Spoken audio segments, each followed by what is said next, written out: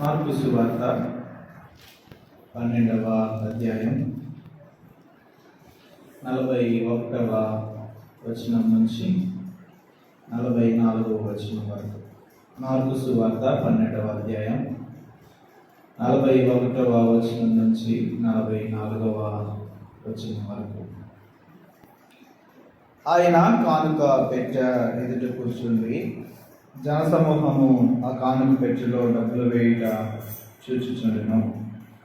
ధనవంతులైన వారు అనేకులు అందులో విశేషముగా సొమ్ము వేయుచుండిరి. ఒక బీద విధవరాలు వచ్చి 2 కాసులు వేయగా ఆయన తన శిష్యులను పిలిచి, కానుక పెట్టెలో డబ్బులు వేసిన వారందరికంటే ఈ బీద విధవరాలు ఎక్కువ వేసినని మీతో నిశ్చయముగా చెప్తున్నాను. వారందరూ తమకు కలిగిన సమృద్ధిలో నుండి వేసిరు, కానీ ఈమె తన లేమిలో తనకు కలిగినదంతయు అనగా తన జీవనమంతయు వేసినని చెప్పారు. దేవుడు తన పరిశుద్ధ వాక్యాన్ని మన మేలు నిమిత్తమై దీవించి ఆశీర్వదించుగాక. 41వ వచనం నుంచి 44వ వచనం వరకు. ఇది ఒక మాటలో చెప్పాలంటే ఒక మనసును గాయపరిచి లేదా మనసును హార్ట్ టచింగ్ అంటారు కదా, హార్ట్ టచింగ్ స్టోరీ. ఒక మనసును కలిచి వేసేటటువంటి ఒక కథలాగా లేదా జరిగిన సంఘటన మనం జ్ఞాపకం చేసుకోవచ్చు. చూడండి, అక్కడ రాయబడిన మాట ఒక బీద విధవరాలు. ఎంత మనం నిన్న జ్ఞాపకం చేసుకున్నాం కదా, నీ పొరుగు వారిని ప్రేమించడం, నీ ప్రభువును ప్రేమించడం.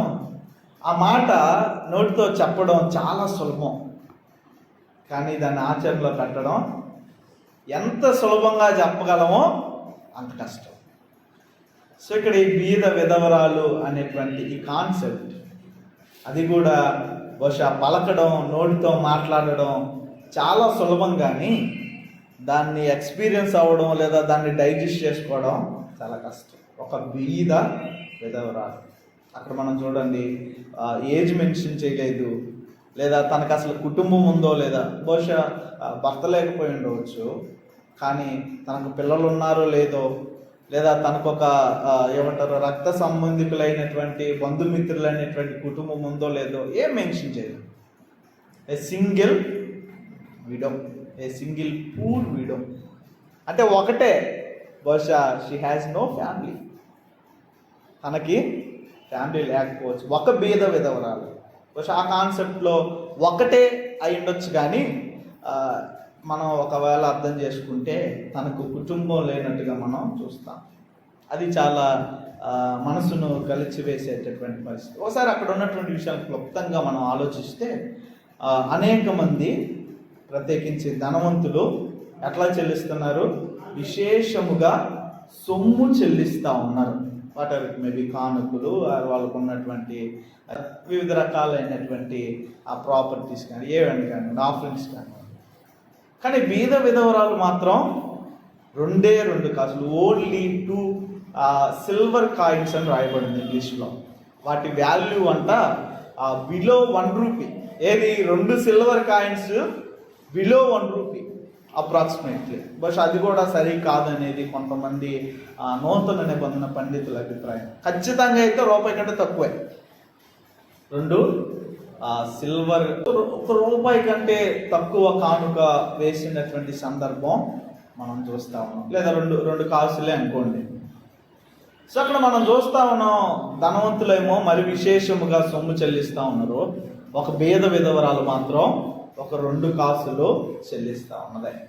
ఆడ ప్రత్యేకమైనటువంటి విషయం ఏంటంటే, ఈ డబ్బులు ఎక్కువ వేసే వాళ్ళని కాకుండా దేవుడు 2 కాసులు వేసే ఆమెని పరిశీలిస్తూ ఉన్నాడు. 2 కాసులు వేసేటటువంటి ఆమెని దేవుడు జ్ఞాపకం చేసుకుంటున్నట్టుగా మనం చూస్తూ ఉన్నాం. లేదా దేవుడు తన గురించి మాట్లాడడం, లేదా తనను దగ్గరికి తీసుకుంటున్నటువంటి, లేదా తన గురించి దేవుడు శిష్యులతో చెప్తున్నటువంటి మాటలను మనం గమనిస్తాము.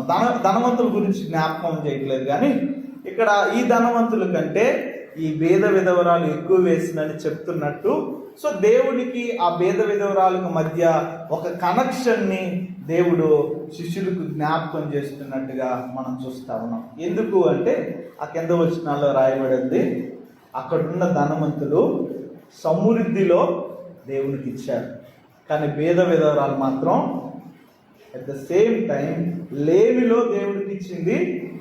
లేమి తనకి ఎంతైతే ఉన్నదో అదంతయు ఇచ్చింది. రెండు విషయాలు, ఒకటేమో లేమిలో ఇచ్చింది, ఒకటి లేమిలో తనకేదైతే ఉన్నది అంటే అసలు ఉందే కడుపేడ స్థితి, ఉందే ఒక మాటలో చెప్పాలంటే జీవనమంతయు ఇచ్చెను అనేటువంటి మాట.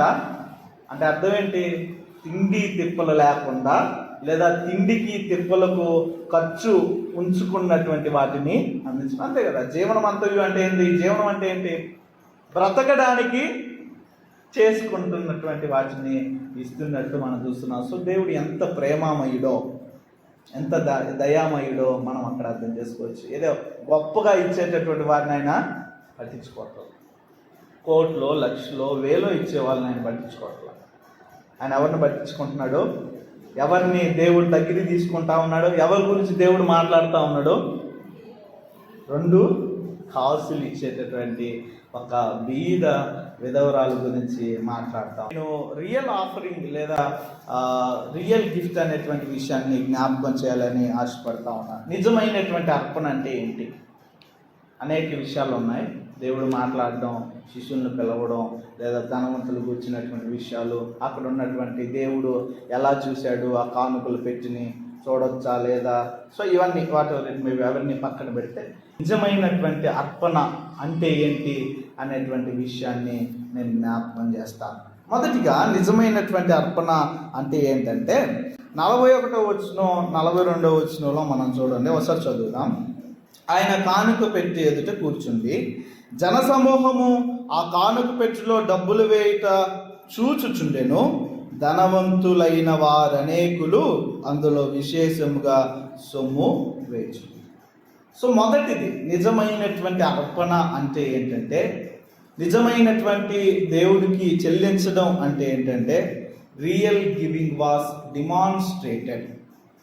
అంటే నిజముగా ఇవ్వడం అంటే డిమాన్స్ట్రేటెడ్, అంటే కనపరిచేదిగా ఉన్నదే నిజమైనటువంటి అర్పణ. నేను బాగా అర్థమయ్యేటట్టు చెప్తాను.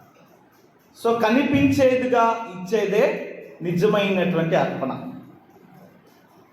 మన కళ్ళకు కనిపించేది అనేటువంటి దేవుడి ఉద్దేశం కాదు, కానీ దేవునికి కనిపించేటట్టుగా ఇచ్చేది నిజమైన అర్పణ. అంటే నా నిజమైనటువంటి అర్పణ అంటే ఏంటంటే కనిపించేదిగా ఇవ్వడం. అది మనుషులకి అనేటువంటిది ఇక్కడ దేవుని ఉద్దేశం కాదు, కానీ దేవునికి కనిపించేదిగా ఇవ్వడం. అంటే దేవుడు చూస్తున్నాడు అనేటువంటి స్పృహ మనలో కలిగి ఇవ్వడం. అందుకే ఆడ మనం చూసాం కదా 41-42 వచనాల్లో ఆయన ఎక్కడున్నాడు? కానుక పెట్టి వద్ద కూర్చొని ఉన్నాడు. ఎట్ ద సేమ్ టైం జన సమూహము ఆ కానుక పెట్టిలో డబ్బులు వేయట ఏం చేస్తా ఉన్నాడు? చూస్తా. ఈ అబ్జర్వ్, ఈ వాచ్.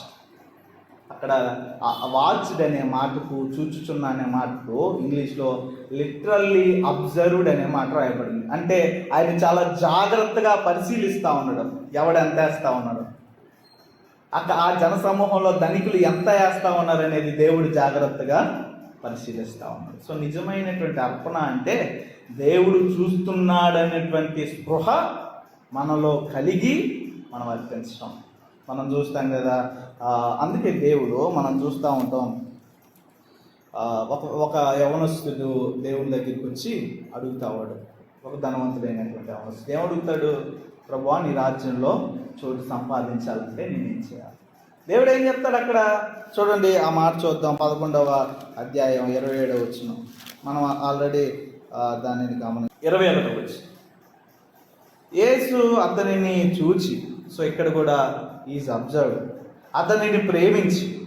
సో అక్కడ ఆ భేద విధవరాలను చూస్తూ ఉన్నాడంటే అర్థం ఆమెని దగ్గర తీసుకుంటున్నాడని, ఆమెను ప్రేమిస్తూ ఉన్నాడని. నీకు ఒకటి కొదువుగా ఉన్నది, నీవు వెళ్ళి నీకు కలిగినవన్నీ అమ్మి బేదలకి ఇమ్ము. సో ఏం చెప్తా ఉన్నాడు? నీకు కలిగినవన్నీ అమ్మి పేదలకు ఇవ్వము. సో ఇక్కడ దేవునికి ఇవ్వడం అంటే ఆ దేవునికి నిజమైనటువంటి అర్పణ అంటే అర్థం ఏంటంటే you give in the presence of God. నువ్వు దేవుని ఆ ప్రజెన్స్లో లేదా దేవుడు చూస్తున్నాడు అనేటువంటి ఆ దృష్టిలో దేవునికి ఇవ్వాలా. మనుషుల కోసమో లేదా మనుషుల మెప్పు కోసమో లేదా మనల్ని మనం హెచ్చుగా చేసుకోవడం కోసమో నువ్వు ఇవ్వకూడదు. నువ్వు ఇస్తున్నావు అంటే అర్థం ఏంటో తెలుసా? అక్కడ ధనవంతులు ఎలా ఇస్తా ఉన్నారో మరి విశేషముగా సొమ్ములు ఇచ్చుతుంది. ప్రయోజనం ఏమనుందా? ఏం లేదు, దేవుడు చూడట్లేదు. ఇది నిజంగా ఆ కాన్సెప్ట్ చూడండి, అది ఎంత విచిత్రంగా ఉందో మనకు అనిపించవచ్చు. బహుశా ఏమని అంటే దేవునికి ఉన్నదంతా ఇచ్చేస్తే తర్వాత మన పరిస్థితి ఏంది? ఈ పేద విధవరాలు తనకు తిండి తిప్పలకి ఉంచుకున్నటువంటి ఆ జీవనం అంతా ఇచ్చేసిందే, దాన్ని దేవుడు మెచ్చుతున్నాడే అంటే అందరం తిండి తిప్పలు మాని దేవునికి ఇవ్వాలనే? నో, అఫ్కోర్స్ మనకు అది తెలుసు. కానీ వాస్తవంగా అయితే ఇక్కడ జ్ఞాపకం చేస్తున్న ఆలోచన, ధనవంతులు ఉన్న దాంట్లో కొంత ఇస్తూ ఉన్నారు, కానీ పేద విధవరాలు మాత్రం ఉన్నదంతా తిండి తిప్పలు మానేసి తన తిండికి దాచుకున్నదంతా కూడా ఇస్తూ ఉన్నది. కానీ దేవుని ఉద్దేశం నీకున్నదంతా నీ కుటుంబాన్ని పోషించకుండా లేదా నీ కుటుంబానికి పెట్టవలసిన తిండి అంతా కట్ చేసి దేవుడికి ఇవ్వమని కాదు. కానీ అక్కడ అర్థం ఈ రీతి అయినటువంటి దేవుడు చూస్తూ ఉన్నాడో దేవునికి ఎంత ఇవ్వాలో అది ఇవ్వాలనేది దేవుని ఉద్దేశం. అంతేగాని మన పిల్లల్ని కడుపును మార్చి దేవునికి లేదా దేవుని సంఘానికి దేవుని పరిచర్యకి ఇవ్వమనేది దేవుని ఉద్దేశం కాదు. సో ఇక్కడ నిజమైనటువంటి అర్పణ అనగా మొదటిది దేవుడు చూస్తున్నాడనేటువంటి స్పృహను కలిగి ఇవ్వడం. మనుషుల కోసం కాదు, దేవుడు చూస్తున్నాడని ఇవ్వడం. మనం ఒకసారి జ్ఞాపకం చేసుకుంటే ఆడ ఉన్నటువంటి మాట, ఆయన కానుక పెట్టే ఎదుట కూర్చున్నాడు. ఎవరిచ్చారు ఆయన పర్మిషన్? ఎవరిచ్చారు ఆయన పర్మిషన్? కూర్చోవచ్చా దేవుడు? యెరూషలేం దేవుడిదే. యెరూషలేంలో కూర్చోవచ్చా? మొదట ఏం చేశాడు? ఆ బలిపీఠం దగ్గరికి వచ్చేసి ఆ గువ్వలను వాటిన్నిటి త్రోసేసి, తర్వాత ఏం చేశాడు? మళ్ళీ శాస్త్రుల పరిశీలిని తిడతా ఉన్నాడు. మరలా ఏం చేస్తా ఉన్నాడు? ఇంకా అక్కడి నుంచి అంతా చూస్తాం కదా, 11వ అధ్యాయం నుంచి అక్కడ అన్ని యెరూషలేంలో చేస్తున్నటువంటి పనులే. సో ఇక్కడ ఏం చేస్తా ఉన్నాడు? కానుక చేతులు కూర్చొని ఎవరు వేస్తున్నారో ఎవరు ఎంత వేస్తున్నారో అని చూస్తారు. యాక్చువల్గా యెరూషలేం దేవాలయంలో 13 కానుక పెట్టులు ఉంటాయి. అవి ఎలా ఉంటాయి అంటే ట్రంపెట్ ఆకారంలో ఉంటాయి. మనకు అర్థం కావాలంటే మన కర్రల సంచులాగే ఉంటాయి. కాకపోతే అవి ఎంత వేస్తున్నారు అనేటువంటిది వైట్ ట్రంపెట్ లాగా కనిపిస్తూ ఉంటుంది. సో ఇక్కడ చూడండి, మనం చూస్తాం ఒకసారి చూడండి 11వ అధ్యాయం 27 వచ్చిన మనం ఇంతకుముందు ధ్యానించినది. 11వ అధ్యాయం 27 వచ్చిన మార్క్స్ వారు యెరూషలేములకు తిరిగి వచ్చి ఆయన దేవాలయంలో తిరుగుచుండగా ప్రధాన యాజకులు శాస్త్రులు పెద్దలు ఆయన వద్దకు వచ్చి నువ్వు ఏ అధికారం వలన ఈ కార్యములు చేయుచున్నావు? వీటిని చేయుటకు ఈ అధికారం నీకు ఎవడిచ్చినని. ఇక్కడ కూడా ఇదే వాళ్ళ బాధ. ఇక్కడ కూడా దేవుడు కూర్చొని ఆ కానుకలు చూడడం లేదా ఆ కానుకలు ఎవడెంత వేస్తున్నాడని పరిశీలించడం, ఈ లిటరల్లీ అబ్జర్వ్ చేయడం. బహుశా వారు వేసుకున్నటువంటి ప్రశ్న ఏమండొచ్చు? ఎవడిచ్చాడు అధికారం? బట్ దేవుడే అధికారం, ఆయనే దేవుడు, ఆయనకి ఇచ్చేది ఏంటి అధికారం? సో దేవునికి అధికారం కలదు. మనం అనుకోవచ్చు, పాస్టర్ గారు దేవుడు అలా చూడొచ్చు, ఎందుకంటే దేవుడికే కదా మనం ఇచ్చేది. సో దేవుడు అక్కడ చూస్తున్నటువంటి సందర్భం. సో ఆ మాటలో మనం అర్థం చేసుకోవాల్సింది, దేవుడు చూస్తున్నటువంటి ఆ స్పృహను మనం కలిగి దేవునికి ఇవ్వడమే నిజమైనటువంటి అర్పణ. రెండో విషయం మనం వస్తే నిజమైనటువంటి అర్పణ అనగా త్యాగపూరితమైనటువంటి అర్పణ, సాక్రిఫైయల్ లేదా సాక్రిఫిషియల్ ఆఫరింగ్.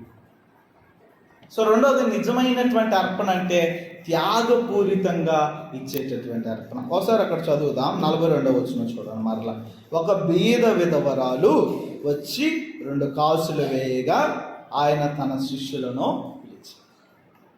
ఒకసారి ఆ బీద విధవరాలు అనే మాటను మనం ధ్యానిస్తే, ఒక బీద విధవరాలు, ఆమె ఎంత బీదతో తెలుసా? ఆమె దగ్గర ఉన్నది 2 కాసులే, కేవలం ఇంకేం లేదు ఆమె దగ్గర. ఆమె దగ్గర ఉన్నది ఆ 2. ఆమె ఎంత బేదదంటే కనీసం ఆమెకి ఏమీ లేదు. కనీసం ఆ తిండి తిప్పలకు సంబంధించినటువంటి అమౌంటే ఆ రెండే. ఆమె బతకడానికి అదే, లేదా తినడానికి అదే, ఆమెకి ఏం చేయాలని ఆమె ప్రాపర్టీ లేదా ఆమెకు సంబంధించిన అంతా కూడా ఇంక అదే. 2 కాసులే ఆమెవి. అంటే అంత భేద విధవరాలు. అంటే బిలో 1 రూపీ ఆమె ప్రాపర్టీ. అంటే ఆమె జేబులో ఏముందో అది కాదు దేవుడు ఆమె మాట్లాడుతుంది. ఆమె జేబులో కాదు, ఇంటిలో కూడా ఆ 2 కానుకలేవు. అంత భేద విధవరాలు. విధవరాలు అనే మాటకు అర్థం విడో, అంటే తనకు సహాయకుడు ఎవరు లేరని. సో తనకు సహాయం చేసే వాళ్ళు ఎవరు లేరు. తనకు తాను సహాయం చేసుకునేటటువంటి తనకు తాను సహాయం చేసుకుని సంపాదించుకున్న ఆ 2 కాసులు దేవుడికి ఇస్తా ఉన్నది. సో ఎందుకు నిజమైనటువంటి అర్పణ అనగా ఆ త్యాగపూరితమైనటువంటి అర్పణ అంటే కలిగి ఉన్నదంతా దేవునికి ఇవ్వడం. తను ఆలోచించట్లేదు, నేను ఇది ఇచ్చేస్తే నాకు తిండి తిప్పలకు సంబంధించినటువంటిది ఇదే కదా, తర్వాత నేనేం తినాలి, అసలు ఆలోచించట్లేదు. బహుశా తను అనుకోండి ఉండవచ్చు, నేను దేవునికి ఇస్తే దేవుడు నన్నేమి ఫస్ట్ పెట్టదని. మనకి ఇక్కడ ఒక డౌట్ వస్తుంది. ఏంటంటే ముందుగానే జ్ఞాపకం చేశాను కదా, ధనికులు ఇచ్చింది సొమ్ము కాదా? ధనికులు ఇచ్చింది ఆ త్యాగపూరితమైనటువంటి ఆ కానుక కాదా? వాళ్ళకి దేవుడు ఇచ్చిన దాంట్లోనే వాళ్ళు ఇచ్చారే, అది త్యాగపూరితమైనది కాదా? కాదు. ఎందుకంటే వారు కొన్న దాంట్లో వారు ఇచ్చారు. ఒకవేళ దేవుడు ఫర్ ఎగ్జాంపుల్ వాళ్ళకు 2 లక్షలు ఇచ్చాడు అనుకోండి, వారు ఆ 2 లక్షల్లో ఒక 20,000 ఇచ్చారు. ఒకవేళ దేవుడు 40 లక్షలు ఇస్తే 4 లక్షలు ఇస్తే 4,000 ఇస్తారు.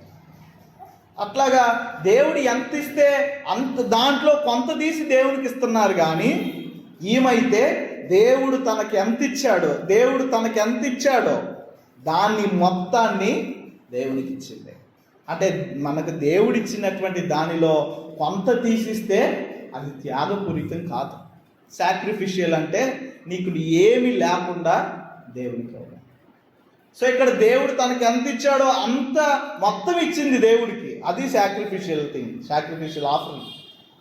సో నిజమైనటువంటి అర్పణ అనగా మన సంపూర్తి అయినటువంటి కానుక దేవుడికి ఇవ్వడం. కానుక అంటే డోంట్ థింక్ అబౌట్ అది కేవలం ధనమని కానీ లేదా దేవుని సన్నిధిలో అర్పించేటటువంటి అర్పణలను ఆలోచించు. అర్పణ అంటే కానుకలని కాదు. యాక్చువల్లీ అర్పణ అంటే అర్పించవలసినటువంటి మొదటిది అర్పించవలసింది ఏంటి? ఇది. సో ఫస్ట్ అర్పణ ఇది, తర్వాత సో సాక్రిఫిషియల్ అర్పణ అంటే లేదా సాక్రిఫిషియల్గా అర్పించేటటువంటి ఆ కానుక అంటే అర్థం మనకు దేవుడు ఏదైతే ఇచ్చాడో దాన్ని సంపూర్తిగా దేవుడికి ఇవ్వడం. కొంచెం ఆపుకొని కొంచెం దేవునికి ఇవ్వడం కదా. అందుకే యవనస్తుడితో దేవుడు ఏమంటున్నాడు, నీకు ఒకటి పొదువుగా ఉన్నది అంటే నువ్వు ఒకటి ఆపుకొని ఉన్నావు. నీకు ఇచ్చిందంతా నువ్వు తిరిగి ఇవ్వట్లేదు. నువ్వేం చేస్తా ఉన్నావు? అది నీ హృదయం కానీ లేదా నీ డబ్బు కానీ లేదా దేవుడు నీకు ఇచ్చినది ఏదైనా కానీ అది కొంత ఆపుకొని ఉన్నావు. అంటే దాని అర్థం నిన్ను మొత్తం నీకు తిండి తిప్పలేక నీ కుటుంబాన్ని వదిలిపెట్టి దేవునికి ఇవ్వమని కాదు. అంటే నువ్వు దేవునికి ఏదైతే ఇవ్వకుండా దాచిపెట్టిన కొంత ఉందో, అర్థమైందా నా మాటలో? దేవునికి నువ్వు ఇవ్వవలసినది ఏదైతే దాచిపెట్టిన కొంత ఉందో అది ఇవ్వమని అడుగుతా ఉన్నాడు దేవుడు. అంతేగాని నువ్వు తిండి తిప్పలేకుండా మొత్తం తీసుకొచ్చి నీ జీతమో లేదా నీకు వచ్చిన మొత్తం తీసుకొచ్చి దేవునికి ఇవ్వమనేది దేవుని ఆలోచన కాదు. నువ్వు ఇవ్వవలసినది ఏదైతే దాచిపెట్టావో, నువ్వు అర్పించవలసినది ఏదైతే కొంత దాచుకొని ఉన్నావో. ఒకసారి బైబిల్ మనం చూస్తాం, భార్యాభర్తలు కొంత ఏం చేశారు? దాచుకున్నారు. సో ఇక్కడ ఈ యవనస్తుడు కూడా కొంత ఏం చేస్తా ఉన్నాడు? దేవుడు నీకు ఎన్ని కొదువుగా ఉన్నాయి? ఒకటే, only 1 thing you have lot. నీకు ఒకటే కొదువుగా ఉంది, అదేంటంటే నీ ఆస్తే. నీ ఆస్తి నువ్వేం చేయాలా? అమ్మి పేదలకు ఇవ్వాలా. మనం చూస్తాం, ఎవరిని చూస్తాం? జక్కయ్యని చూస్తాం. జక్కయ్య ఒక మాట మాట్లాడతారు అద్భుతంగా. ప్రభువా, నేను ఎవరి దగ్గరైనా అన్యాయంగా తీసుకొని ఉంటే ఎన్నిసార్లు ఇస్తాను? నేను 4 ఇస్తాను. అంటే అర్థం ఏంటి?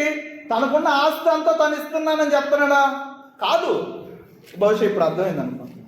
తనకున్న ప్రాపర్టీ అంతా తను ఇస్తున్నానని చెప్పట్లా. తను ఏం చెప్తున్నాడు? నేనేదైతే అన్యాయంగా దాచిపెట్టుకున్నానో, నేనేదైతే చెల్లించవలసినది దాచిపెట్టుకున్నానో దాన్ని నేను చెల్లిస్తాను. అది దేవుడు అడుగుతా ఉన్నాను. నువ్వేదైతే దాచిపెట్టావో, నువ్వేదైతే దేవుడికి ఇస్తానని కప్పిపుచ్చావో దాన్ని దేవుడు అడుగుతాడు. అది త్యాగపూరితమైనటువంటి ఆఫరింగ్. కొంతమంది జీవితాల్లో సంపూర్తి అయినటువంటి త్యాగపూరితమైనటువంటి అర్పణ దేవునికి అర్పించలేదు. ఫర్ ఎగ్జాంపుల్, అది హృదయం కానివ్వండి లేదా కానుక కానివ్వండి. దేవుడికి ఇవ్వడానికి మనసు రాదు. అమ్మా, దేవుడికి ఎంత డబ్బా, ఏం చేసుకుంటాడు దేవుడు? దేవుడే సంపూర్ణుడు కదా, దేవుడే ఏమంటారు సకల గుప్త నిధి కదా దేవుడు. Don't think like that. అలా ఆలోచించుకో. ఒకవేళ అలా ఆలోచిస్తున్నామంటే అర్థం ఏంటో తెలుసా? దేవుడిని సాయి చూడట్లా. దేవుడు ఇచ్చిందని దేవుడికి ఇవ్వడానికి ఏమి?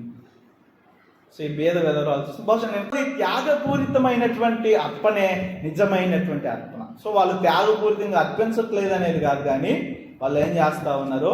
సమృద్ధిలో కొంత ఆపుకొని ఉన్నారు. అంటే ఇవ్వవలసిన దాన్ని ఇవ్వట్లేదు. అక్కడ యాక్చువల్లీ 5 వచనాల్లో 5 విషయాలు ఉన్నాయి. నిజమైనటువంటి అర్పణ అంటే దేవుడు చూస్తున్నాడనేది గ్రహించి ఇవ్వడం.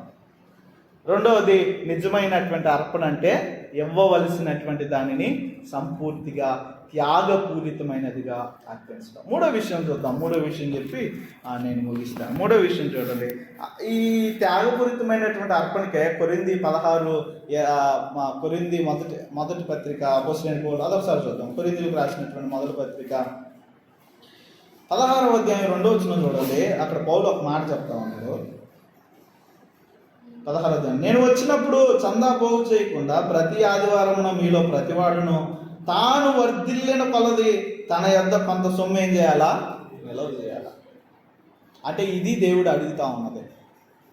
సమృద్ధిలో నీ వర్ధిల్లినటువంటి దానిలో నువ్వు ఎంత చెల్లించాలో అది చెల్లించవలసినటువంటిది త్యాగపూరితమైనటువంటిది. సో మూడో విషయానికి మనం వస్తే చూద్దాం. 43 వచ్చింది. మార్కు సువార్త 12వ అధ్యాయం 43 వచ్చింది. చూడండి.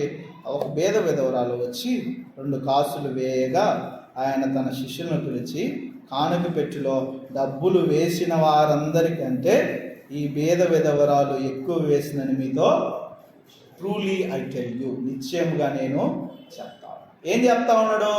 ఇక్కడ వేసినటువంటి ధనికులు కాదు, ఈ జన సమూహం అంతటిలో. ఆ మాట అండర్లైన్ చేసుకోండి. ఇక్కడ కేవలం మరి ఏమంటారు ఎక్కువగా పారితోషికమో లేదా ఎక్కువగా డబ్బులు ఇచ్చినటువంటి ఆ ధనికుల గురించి కాదు దేవుడు మాట్లాడుతూ ఉంది. ఆ ధనికులతో పాటు అక్కడ దేవాలయంలో కానుకలు అర్పించడానికి వచ్చిన ఆ జన సమూహం అంతటిలో ఆమె ఎక్కువ ఇచ్చింది. అది పాజిబుల్లేనా? అసలు ₹1 1,00,000 ఏమైనా పోలిక ఉంటుందా? ఉండదు. కానీ దేవుడు నిజమైనటువంటి అర్పణ అదే అంటున్నాడు. దేవుడు ఆ 2 కాసులే అంటా ఉన్నాడు. అంటే నిజమైనటువంటి అర్పణ మూడవది ఏంటంటే ఎంత ఇచ్చాం అనేది కాదు, కానీ ఎంత మన దగ్గర లేదు అనేది. అర్థమైందా ఈ మాట? మనం దేవునికి ఎంత ఇచ్చామనేది నిజమైన అర్పణ కాదు. మనం ఇచ్చిన తర్వాత మన దగ్గర ఎంత ఉన్నదనేది నిజమైన అర్పణ. మనం ఎంత ఇచ్చామనేది దేవునికి నిజమైన అర్పణ కాదు, కానీ మన అవసరం కోసం మనం ఎంత దాచిపెట్టుకొని దేవునికి ఇచ్చామనేది నిజమైన అర్పణ. Actually she wonder woman. యాక్చువల్గా ఆ విడో అనేటువంటి మాట అది కొంచెం ఇబ్బందిగా అనిపించవచ్చు, కానీ వండర్ ఉమెన్ ఆమె. ఎందుకు చెప్పండి? అసలు ఆ నిజమైనటువంటి అర్పణ అంటే అవసరానికి ఉంచుకొని ఇవ్వడం అయితే తాను సూపర్ వండర్ ఉమెన్ అయి ఉండొచ్చు. ఉంచుకోకుండానే దేవునికి ఇవ్వడం అంటే షీ హాజ్ నథింగ్, తనకి ఏమి లేదు. నిజమైనటువంటి అర్పణ అంటే అదే. మనం ఇచ్చేది ఎంతో కోట్లలో ఉండేది కాదు నిజమైనటువంటి అర్పణ. నువ్వు ఇచ్చిన తర్వాత నీ దగ్గర ఏమి లేకపోవడం లేదా అవసరాన్ని నిమిత్తం ఉండడం. సో అది నిజమైనటువంటి అర్పణ. చూడండి ఆ మాట, ద క్రౌడ్ అనేటువంటిది, ఆ జన సమూహం అందరికంటే ఆమె ఎక్కువ ఇచ్చిందని నేను ఎట్లా చెప్తా ఉన్నానో నేనేమి ఎగతాళి చేయట్లా, లేదా నేనేమి తమాషాలు ఆడట్లా. నిజముగా నేను మీతో చెప్తా ఉన్నాను. సో ఆ మాటలు దేవుడు అనడానికి గల కారణం వాళ్ళైతే ఆ ధనికులు లేదా ఆ జన సమూహం అయితే సమృద్ధిని బట్టి ఇచ్చారు, ఉన్న దానిలో ఇచ్చారు. ఒకవేళ దేవుడు ఇందాక జ్ఞాపకం చేసి దేవుడు ఎక్కువ ఇస్తారు, మరలా దేవుడు తగ్గిస్తే దాంట్లో నుంచి ఇస్తారు. కానీ ఈ పేద విధవరాలు మాత్రం తన దగ్గర ఎంత ఉన్నదో అంత ఇచ్చింది. సో అది తను ఇచ్చినది అనేదే కాదు, కానీ తను ఇక ఏమీ కూడా కలిగి లేదు. అది నిజమైనటువంటి అర్పణ. అందుకే ఇక్కడ ఇంగ్లీష్లో కెప్ట్ అనేటువంటి మాట రాయబడి ఉంది. కెప్ట్ అంటే తను ఎంతైతే కలిగి ఉన్నదో, తను ఎంతైతే దాచిపెట్టుకున్నదో, లేదా తన జీవనమంతయో ఎంతైతే ఉన్నదో అంత దేవుడికి ఇచ్చింది. ఒక మాటలో అర్థమయ్యేటట్టు చెప్పాలంటే, ఫర్ ఎగ్జాంపుల్ ఈ ధనవంతులు కానివ్వండి, లేదా జన సమూహం కానివ్వండి, దేవుడు ఒక 100% ఇచ్చాడు అనుకోండి. 100%లో దేవుడికి ఒక 20%, 30% ఇచ్చింది వాళ్ళు. కానీ ఈ బీద విధవరాలు మాత్రం 100%కి 100%. అది నిజమైనటువంటి అర్పణ. 100%కి 100% ఇవ్వడం నిజమైనటువంటి అర్పణ. అంటే పస్తులుండి ఇవ్వమనేది కాదు. ఇందాకే చెప్పాను కదా, అవసరానికి ఆపుకొని దేవునికి ఇవ్వడం. అంటే మన జీవితం మనం ఏ రీతిగా ఉండాలో, అందుకే అదిగా మనం ఎంత ఇచ్చామనేది అది నిజమైనటువంటి అర్పణ కాదు, కానీ మనం ఇచ్చిన తర్వాత ఎంత కలిగి ఉన్నామో అనేది నిజమైనటువంటి అర్పణ. సో తన జీవితం అంతా యాక్చువల్లీ ఆ జీవనం అంతా అనేటువంటి మాట మనం తన జీవితం అంతా ఇచ్చేసింది అనుకోవచ్చు. ఇంక తనకేం లేదు కదా, ఎక్కడైనా సహాయం కోసం వెళ్ళడానికి సహాయం చేశారు ఎవరు లేరు. అంటే తన జీవనం, తన డబ్బును కానీ మాత్రమే కాదు తను ఇచ్చింది. తను ఏమి ఇచ్చింది? తన జీవితాన్ని ఇచ్చింది. తను దేవుడి మీద ఆధారపడిన విషయం తను ఒకటే నమ్ముండొచ్చు. మనం చాలాసార్లు చదువుతాం, ఆయన ఆకాశ పిచ్చుకలకు ఆయన ఏం చేస్తూ ఉన్నాడో నిరంతరము పోషిస్తూ ఉన్నాడు. సో మనుషులను, తన రక్తం ఇచ్చి సంపాదించిన మనుషులను ఆయన పోషించలేడా? బహుశా తను ఆ మాట ఆ వాక్యం తెలియకపోయినా కానీ దేవుడైతే తను పోషించగలనేటటువంటి ఆ విశ్వాసం ఉండాలి. సో నిజమైనటువంటి అర్పణ అంటే మన అవసరం కోసం, మన అవసరానికి మిగిల్చుకొని మిగతాది భవిష్యత్తు. నిజమైనటువంటి అర్పణ అంటే ఎదుర్చుతున్నారనేటువంటి విషయం జ్ఞాపకం చేసుకొని. రెండవది నిజమైనటువంటి అర్పణ అంటే త్యాగపూరితముగా. మూడవది నిజమైనటువంటి అర్పణ అంటే మనం దాచిపెట్టుకొని మనకు ఎంత కావాలో అంత ఉంచుకొని మన భవిష్యత్తు గురించి కూడా ఆలోచించుకొని మిగతాది. సో మన జీవితాల్లో మనం ఉండగలం మన పేద విధవరాల్లాగా. నేను ఎంత కావాలో అంత, మనకి ఎంత కడుపు కావాలో అంతే తింటాగా, ఎంత పొట్టలు సరిపోద్ది అంతే తింటాగా. మన డబ్బుల విషయంలో బహుశా ఆలోచించవలసినటువంటి అవసరం. దాచిపెట్టడం, భవిష్యత్తు గురించి ఆలోచించడం మంచిదే కాదనట్లేదు. బికాస్ నేను భవిష్యత్తు గురించి. సో మన జీవితాల్లో ఆ రీతి అయినటువంటి ఆ నిజమైనటువంటి అర్పణ మన జీవితాల్లో మనం కలిగి జీవించాలి. పరిశుద్ధాత్మ దేవుడు మనందరికీ దయచేయాలి. అందరూ